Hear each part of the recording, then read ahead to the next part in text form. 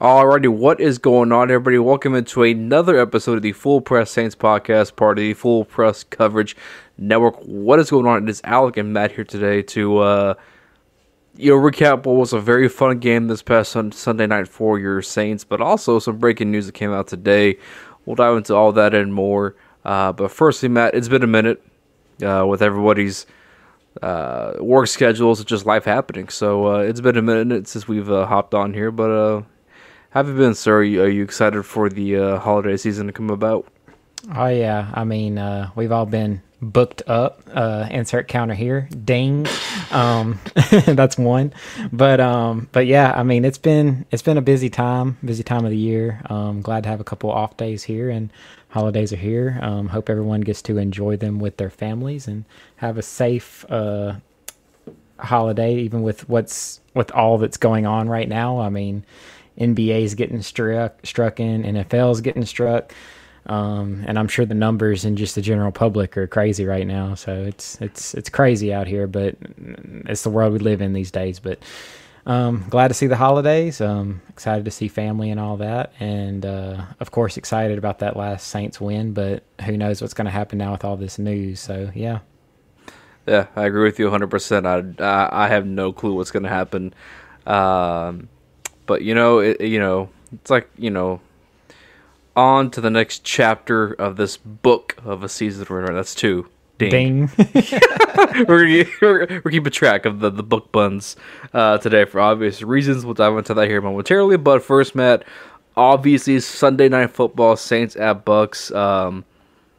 This was a game I, for one, was not looking forward to before, because I fully expected Tampa with Brady at 44 playing MVP caliber football, still all those weapons, and then a really good front seven to kind of just absolutely strip us down and destroy us. However, that was not the case in this game. The Saints won 9-0 with 3 Brett Maher field goals. Shout out Tom Brady for the first time since 2006, before Breeze and Peyton were even together in New Orleans. I mean, look, man, this was a game obviously all about the defense. The offense was horrible. Taysom Hill gave me so many headaches, if you will. But let's focus on the defense first. I mean, look, obviously Cam Jordan was a beast. 2 sacks, a forced fumble. Now joins Ricky Jackson as the only other Saint in NFL history to eclipse 100 sacks. So, look, kudos to Cam. He had a hell of a game. The defense in general, Davenport, Onyemata, Demario Davis, Quan Alexander, those cats are flying across the field left and right. I guess what many people consider one of the best offenses in football. Despite having some guys banged up in the second half, the Saints still shut out the Bucs with most of their guys in the game, through almost 2 quarters of football. So, Matt, what were some of your immediate takeaways from this game on Sunday night? Well, I mean, I was on a podcast before the game, and I had pretty much said that I'm going to talk my stuff if the Saints end up sweeping the Bucs a second time in the regular season. So, I mean, it happened, and I mean, I'm normally kind of more reserved. I don't really like to go all outlandish and everything, but man, right. It was good to beat up on the Bucs, and it's just seeing Tom Brady having fits because of this defense, and Chauncey Gardner Johnson getting all up in Tom Brady's face, making an instant classic picture that needs to be hung up in a museum somewhere. You got Chauncey tweeting at Microsoft after the game to be like, hey, for Christmas I need a Microsoft tablet because one of my friends broke his. Just God-level trolling by Chauncey Gardner Johnson. To see Microsoft response saying, all right, here are some tips on how to not break your tablet. Yes. But from a game standpoint, the D-line played fantastic. They've had some off games, and people have been missing here and there. Davenport's been out. Cam Jordan actually missed his first game ever last week. Maybe him having a week off was what he needed, because I mean, he's been kind of off this whole season, and this is his best game easily so far this season. He really came alive, winning Defensive Player of the Week for the NFC, actually. Yep. 2 sacks, a forced fumble. Really great game by him. David Onyemata. I mean, they were definitely getting open, and the defense as a whole was playing well. I was kind of worried about it going into it like you were. I was like, I did not feel positive about it at all. I did not expect the defense to just shut them out like that. And, I mean, I know Bucs fans are kind of crying about all the injuries that happened, the P.J. Williams tackle on Godwin being below the knees, and then Tom Brady saying, oh, they should ban this and ban that. But, I mean, at the end of the day, if you keep banning hits, I mean, it's unfortunate that Godwin got hurt. Don't get me wrong. I feel bad for the guy. But, I mean, if you keep trying to ban hits, eventually you're just going to be playing flag football. Right. That's what it's going to end up at. And I mean, even on a similar play, you had one of the offensive linemen taking out Davenport by the knees. So, I mean, it'd be difficult to ban stuff like that. But besides all that, I do have to say that it is hard whenever you lose players mid-game to kind of adjust to that. But at the end of the day, the Bucs offense is probably what they had out there is probably better than what we had most of the time. I mean, Callaway, I think, was our first 100-yard receiver in this game. The offense surprised me in the first quarter, but then it went to crap, as you mentioned, and yeah, it reverted back to. I think Carmichael's game with Taysom Hill threw everybody off guard right away. They were like, "Oh, they're having this cat throw," and then Marcos Callaway's getting open. Oh, we got to fix that. And then they did. I think we all agree that P.J. Williams hit. There's no reason that should be talked about as a, quote, dirty or illegal. I mean, it's a perfectly legal hit, right? Yeah. I mean, because nowadays in the NFL, they want to protect your head, your neck, and the upper head neck area. So I mean, as a defender, when you're coming down at the speed P.J. was coming at. The only thing to do is to go low. I mean, there's just no way. I mean, that's just football. That happens. And like you said, Chris Godwin's a great dude. It was unfortunate that's what happened, but that's just the nature of the game. We've seen dirtier things happen in football, and that was the farthest thing from a illegal or a dirty hit. Him being out of the game definitely helped a lot because in the last game he was eating us alive in the middle of the field. Yep. And he was getting off to a hot start already, and he got out of the game, and then their offense went to crap pretty quickly. But at the same time, you got Tom Brady, 44 years old, even though he's playing like an MVP caliber level, and the Saints, arguably, this defense might have cost him an MVP, which is crazy to think about, just by how crap of a performance he had. And I mean, the defense was just so lights out. It was so amazing, and that's how this team's kind of lived. Their offense has been anemic, and the defense has to be so good where they can't give up any plays. And this is one of those games where they were just so good. And for whatever reason, it seems like the Saints like to play their best football in Tampa on primetime. I don't know what it is, but last season was a fantastic game. Mm-hmm. This season was a fantastic game. They'll definitely go down in some of the all-time favorite New Orleans Saints regular season wins for a lot of fans, I'm sure. Yeah, I mean, Tom Brady in the regular season 0-4 against the Saints. He lost to Drew Brees twice last year, lost to Jameis Winston / Trevor Siemian because he came in to finish that game earlier this year. And then you had Taysom Hill Sunday night. This game is almost identical to last year's game at Tampa. The only difference is, obviously, we put up points. But, I mean, you look at the same game from a year ago, and Brady was frustrated. The Bucs couldn't get anything going offensively. And like you said, Matt, this Saints defense, for whatever it may be, when it comes to Tom Brady and the Buccaneers, they will stick it to the Bucs. Quan Alexander was all over the field. He needs to be brought back to this team next year, I believe. Malcolm Jenkins absolutely locked down Gronkowski when he needed to, especially when all the injuries piled up for the Bucs. The one guy they had was Gronk, and Malcolm certainly did his part to lock him down. It was just fun to watch, and I think the biggest thing for me, looking at the way Dennis Allen took this game from a head coach perspective, I thought he handled it pretty well. I think he was cool, calm, he was collective throughout the entirety of the game. Obviously, he called the defensive stuff. Carmichael was running the offense. And I think a real interesting thing throughout that game that I noticed was them overloading one side of the offensive line with Onyemata, Davenport, and Cam Jordan. That might be the formula of the rest of the season going forward. So I think if you have bigger, younger, stronger, faster guys like Onyemata and Davenport, it frees up Cam Jordan to get free. If you know, if you catch that. So I think that the way they did that Sunday night, overloading one side of the offensive line, and then that's the key to getting to Brady, right? The key to stopping Tom Brady, because he can't move. He can't maneuver the pocket. He can't step up. He's not a guy who's going to scramble out and roll out and, throw on the run or even run for yardage at that. Mm-hmm. So if you can pressure one side of the line and you get that pressure on Tom Brady, he'll panic. He'll get frustrated. He'll make some bad throws, and not having Godwin and Evans and Fournette hurt. Sure, yeah, it would to any offense, but at the same time, I feel like having those guys in the game was not going to matter as much.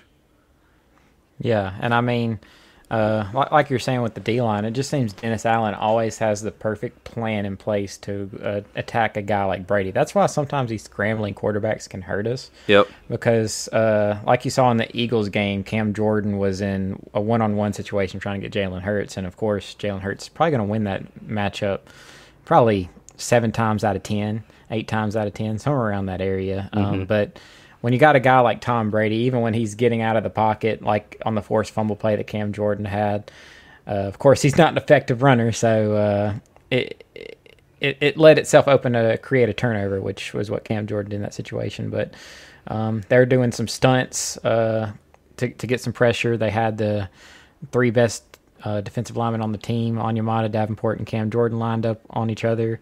And, I mean, it definitely helps because earlier this season, I remember that stat going around where Cam Jordan and Davenport were, like, facing double teams the most in the league, or among the most up there with some of the elite guys you normally expect because our defensive tackles were so poor at the time. Especially with Onyemata. Yep. Yeah, and it was really nice to see the D-line kind of prosper because aside from Davenport, I would say the D-line play has been poor this season, and it's definitely hurt our total defense in some instances, even though they've played really well for the most part. But yeah, it was really nice to see, and it's always good to see Tom Brady get frustrated. Yep, and really quick, let's just touch on Chauncey Gardner Johnson because the dude came out to play. He blew up a screenplay in the first quarter of the game, I want to say. Mm-hmm. I think so. Yeah, I think it was the first, maybe in early second, late first.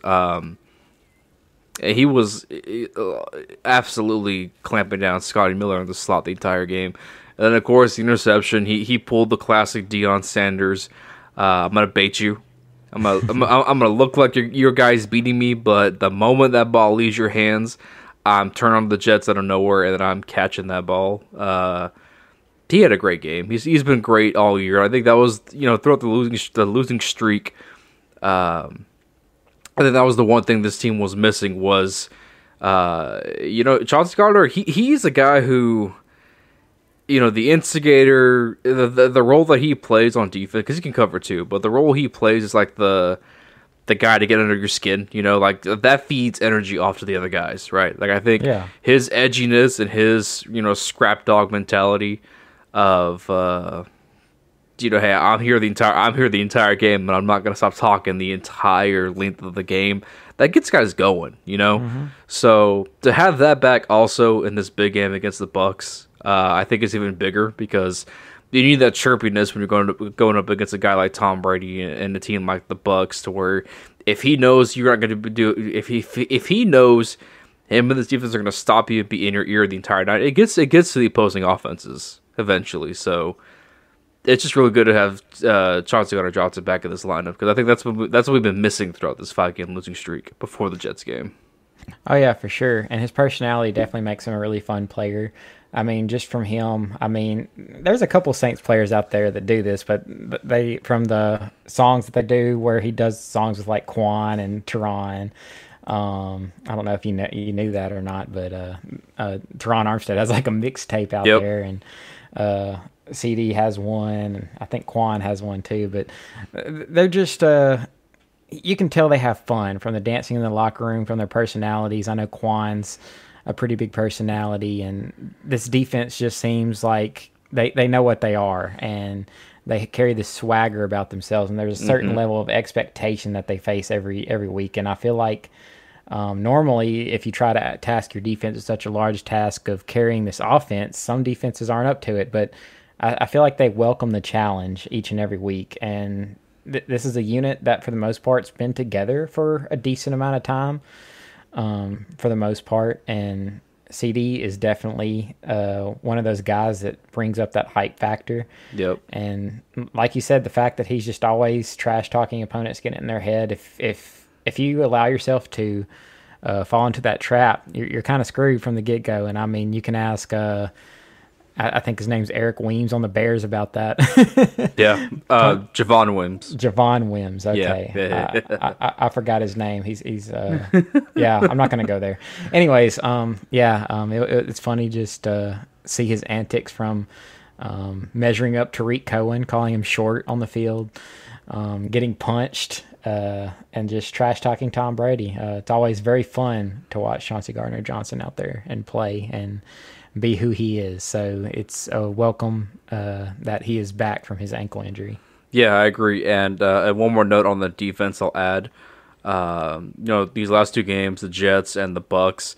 Hello, Marshawn Lattimore. I mean, this is a guy who, again, during this 5-game losing streak, he was letting, underwhelming receivers make catches on him and make plays. And I think through these first two games, or these last two games, my bad, he absolutely clamped down the Jets receivers, which is good when we consider Lattimore as a guy who always plays down or up to his competition. And then in the Bucs game, obviously he was locking down Mike Evans before Evans went out with the injury. Then it was a mixture of Tyler Johnson, or Jalen Darbin.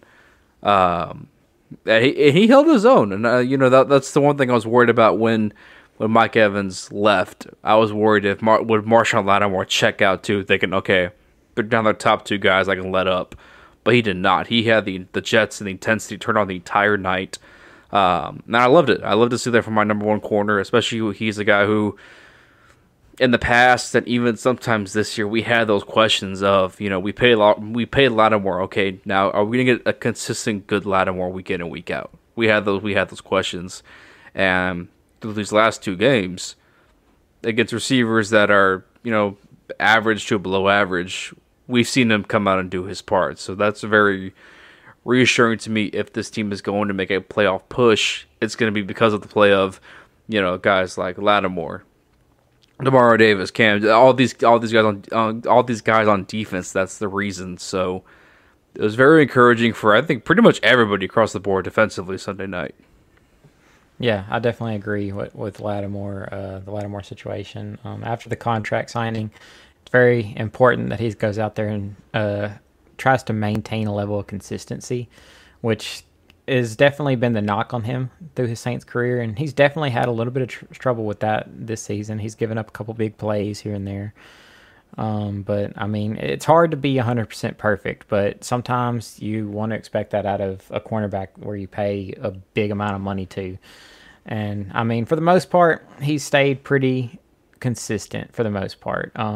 He hasn't gone off the rails too much, but he's been good, and he played good in this game for sure. The whole defense as a whole, I mean, you could probably go through everyone, and you can't really probably slight anyone, I'm sure. I'm sure there's probably one or two guys you could say, I don't know about that, if you really go through the game film. But at the end of the day, very complete effort by the defense, which you can't really say that about the offense. But, yeah. Let's talk about that offense real quick here before we dive into the news that came out today. So, obviously, the offense looked...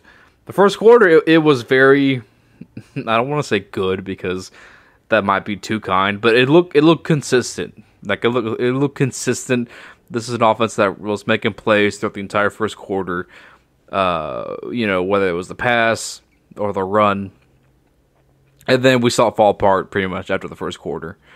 Taysom Hill, it's okay. So I know Hill is not the guy, right?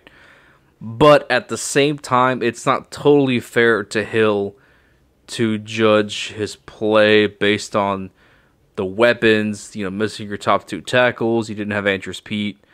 But at the same time, we know what Taysom Hill is. He is not a franchise quarterback. He is a utility guy at best. That's really what he is.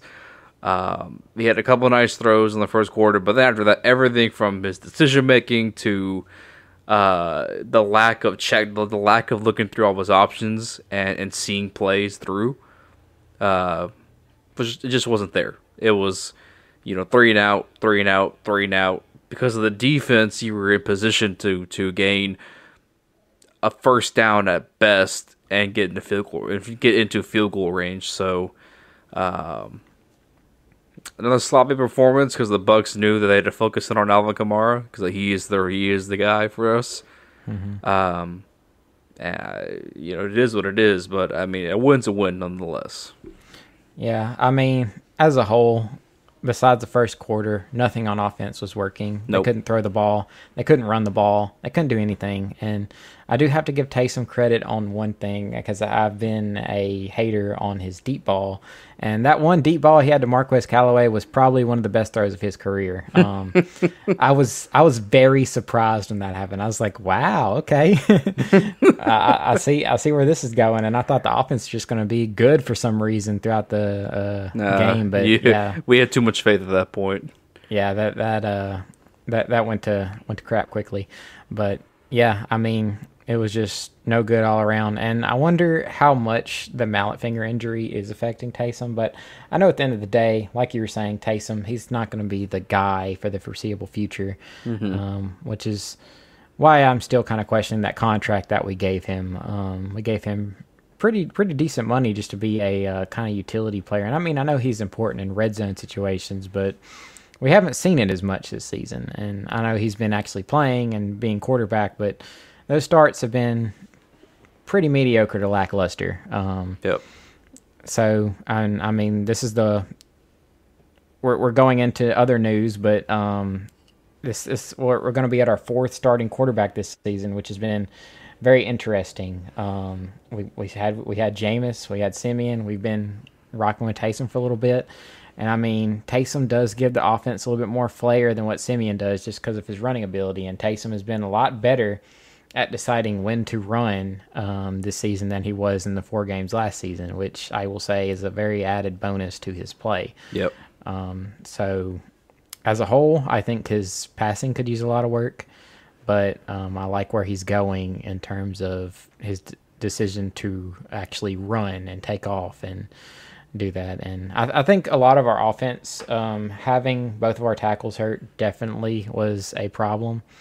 I feel like Taysom's pocket awareness isn't where it needs to be, especially when he's missing guys on the offensive line. But yeah, the offense was very, very bad to watch. I feel sorry for any random fan who is watching the game that's not a Saints or a Bucs fan, because I'm sure it was not very enjoyable, especially if you're placing bets on the game. Not a very fun game for anyone else besides Saints fans to watch, really. Yeah, and we'll move on to the news that came out today, but regardless of win's a win, I cannot complain. The Saints are at 7-7 now. It puts them back into the wild card hunt. Currently, they're at the 9th seed, if I'm correct. Yes. The 7th seed belonging to the Vikings, and then the 8th seed right there on the outside is the Eagles. And of course, the Eagles beat us in the head-to-head, so the Eagles have the advantage. So, hey, we're still in the mix, with 3 games left. So, yep. I was all for Team Tank, but I had said on my radio show last week that, hey, if the Saints come out and win this game, I'm back on the playoff push. Well, damn it. We're back on the playoff push. 7-7, we got 3 games to go. Let's just see what happens. Obviously, today is Wednesday, the 23rd. The news dropped. Trevor Siemian and Taysom Hill are being placed on the reserve COVID-19 list, which means, according to numerous reports, and Ian Rappaport had it first, that the Saints are planning on starting the 4th round draft pick out of Notre Dame rookie Ian Book Ding. Monday Night Football against the Miami Dolphins. So, I mean, look, Matt, we knew when the Saints traded up to draft Ian Book, we kind of... but there were some things to like about Ian Book out of Notre Dame, right? I think he was the most winningest quarterback in the history of Notre Dame, if I'm correct. I believe you're right. Yeah, most wins in the history for a quarterback at Notre Dame. He's a leader. He earned a lot of respect from his teammates up there at Notre Dame and coaches. He has not the strongest arm in the world. And Matt, stop me if you've heard this story before. Great leader, great kid. The arm power might not be there, but the touch and the accuracy is there with Ian Book. This sounds familiar in a way. What are your expectations from Monday night? Assuming Sean Payton will be back in the building. Because that was the biggest thing, too, is no Sean Payton on Sunday night kind of hurt. But now you're having to throw in the rookie quarterback primetime game with playoff hopes on the line for both teams at that. Because the Dolphins are also, they've come back from the dead. They were 1-7 at one point. They now wrote off 6 in a row.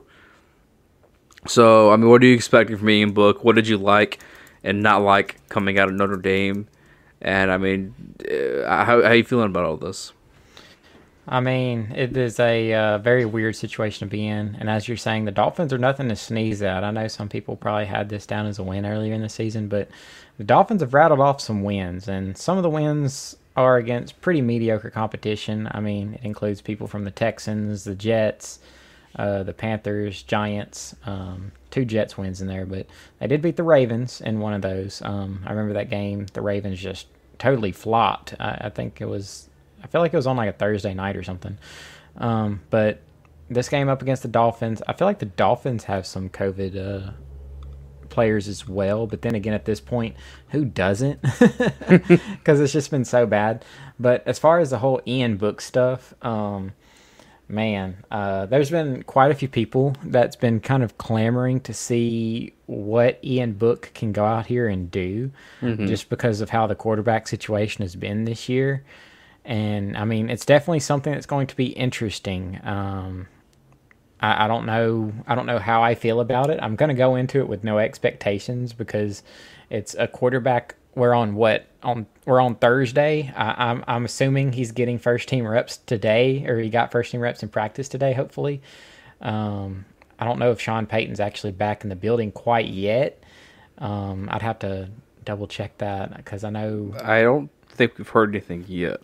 Yeah, I don't think he's back in the building quite yet. He might be sitting on a FaceTime big video board somewhere trying to hype Book up. It's just such a weird situation to be in, but it kind of helps that Pete Carmichael's been there for so long that he can kind of help him out in this weird situation. But at the end of the day, you could probably expect something really bad to happen.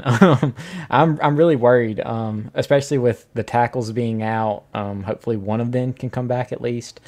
The wide receiver room being the way it is. We're down some tight ends. We're down to like 1 tight end, I think, right now. They're also on COVID.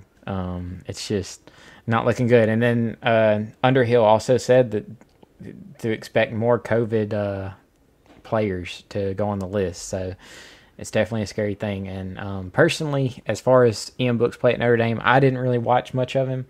I probably should have went back and watched more after we drafted him, but I was just like, fourth round quarterback, he probably won't see the field too much, basically because we got Jameis and Taysom. But it's weird how things go. I mean, from the kickers, from the quarterbacks, we're just flying through those 2 position groups. It's really crazy.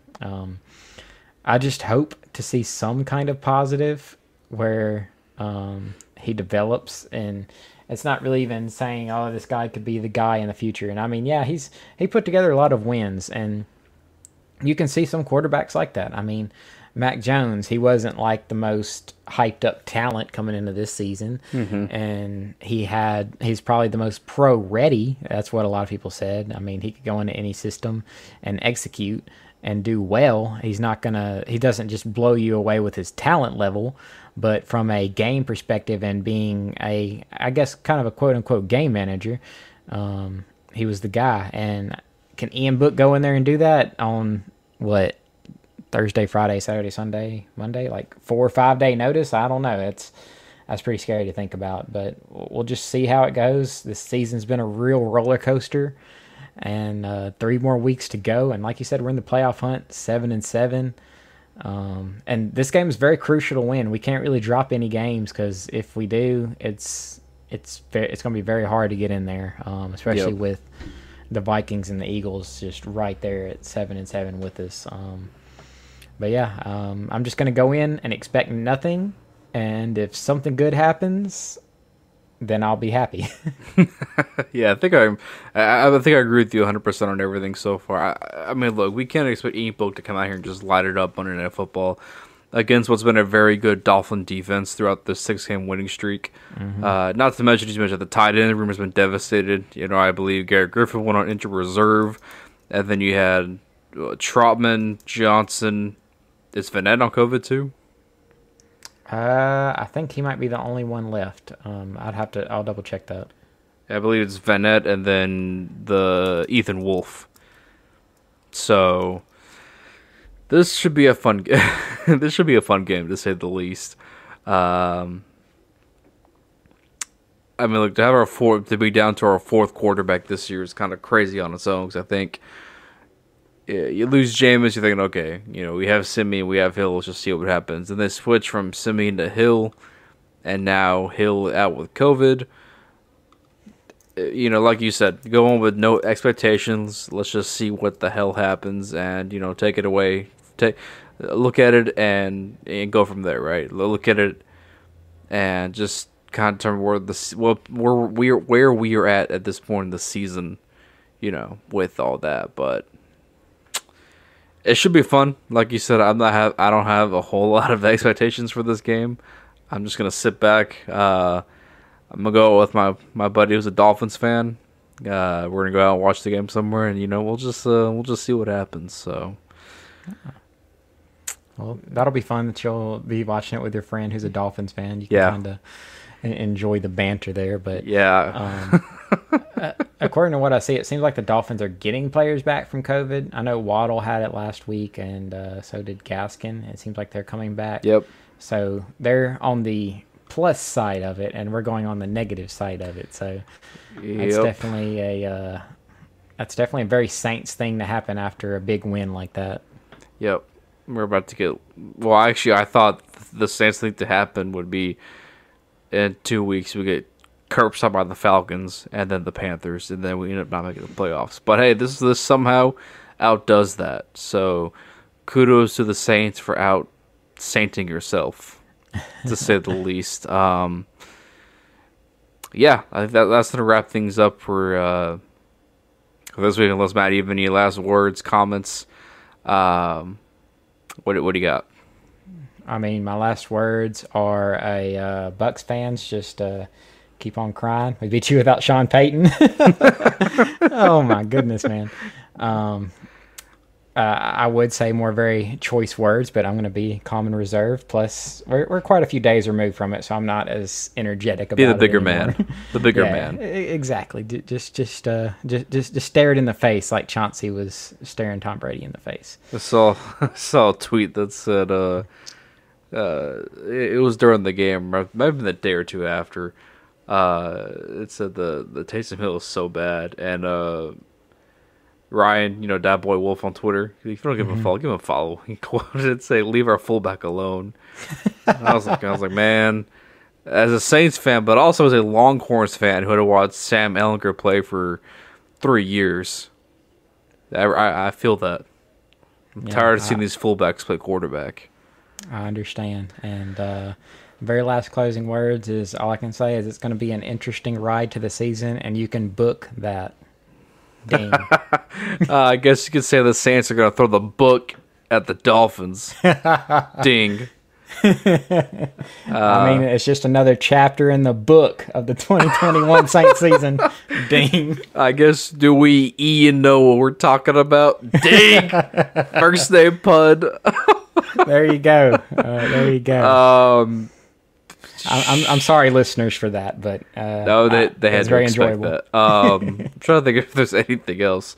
According to Jeff Duncan, he just tweeted out that Vegas has temporarily taken the Saints-Dolphins game off. So, if you wanted to book any bets, good luck. They've taken it off the books. Oh, ding. Forgot to ding, but ding. That's a lot of fun pun books, or book puns. Exactly. But that's going to wrap up this episode, guys. We will try, pending the holiday Christmas season, we'll try to get a preview up before the game on Wednesday night. Make sure you follow us on Twitter at SaintsFPC. We'll be live tweeting during the game.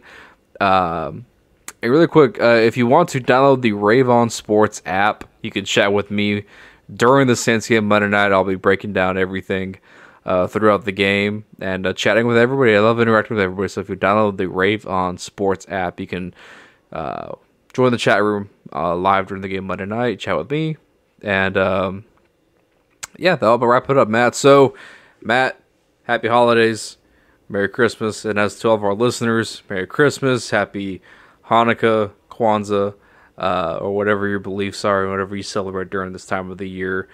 Happy holidays to all of you guys. Stay safe and well. And until then, we'll see you guys next time. Who dat?